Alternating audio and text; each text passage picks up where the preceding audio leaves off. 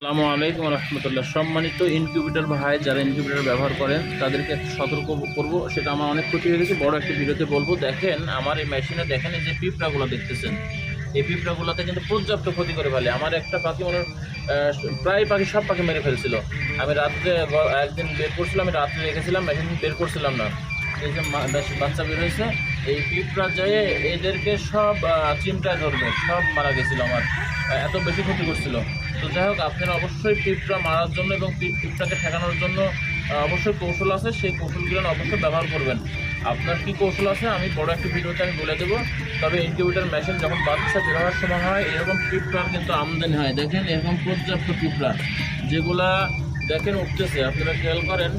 এই পাখিকে তারা চিমটা মেরে ধরবে। গতকালকে যেটা বের হয়েছিল, এটা তো অনেকটা মেরে ফেলছিল। এর আগে তো 2-3 ফাঁসি একবারেই পাখিগুলো সব প্রায় অনেক